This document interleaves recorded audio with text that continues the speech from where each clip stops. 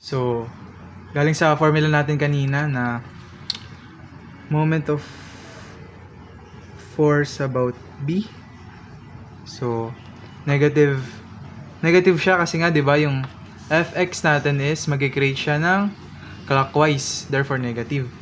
So, negative Fx natin dito sa graph is sa figure 360 cosine 40 times ang ating dxb, perpendicular distance. So, na-derive natin, ang dxb natin is eto, 100 cosine 25 plus 22525.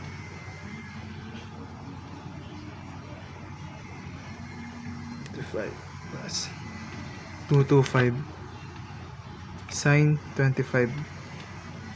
So next, for y naman, no? Positive yung y natin kasi nga ang ating force ay magkikreate siya ng counterclockwise. So therefore, it is positive. So plus, ito na lang sa baba, mahaba na.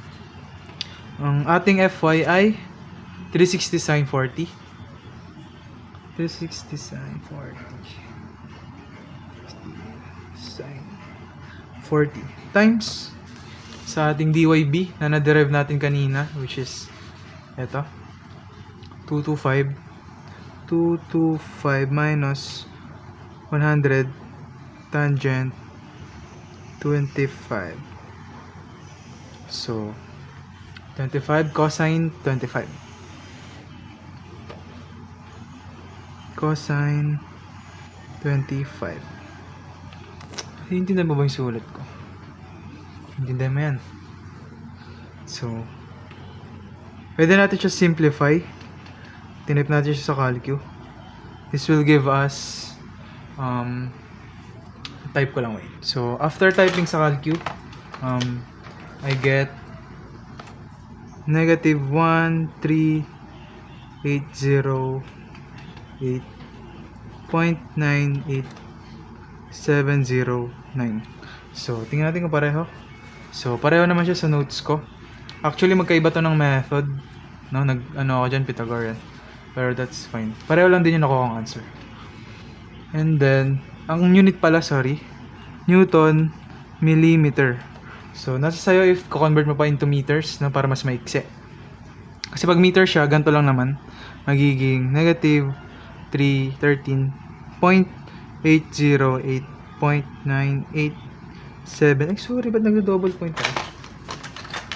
Convert na nga ni 09 Newton meter. So, okay lang din ulit kung anong sagot mo or anong unit yung gagamitin mo between these two. Also, be careful pala pag nagda-type sa calcu kasi marami tong parenthesis eh. Isang mali mo lang ng parenthesis, pag hindi siya nag-error, it's either bibigyan kanya ng maling sagot. So, dapat careful kasi maging careful kasi sa pag-create ng parenthesis or pag-input niya sa calcu. And if kaya mo naman, sa pag-solution pa lang, ayusin mo na agad yung parenthesis. Kagaya dito, dapat meron to dibang parenthesis dyan. So, para di ka malito, kung ilang parenthesis dapat meron. No? So, ayun.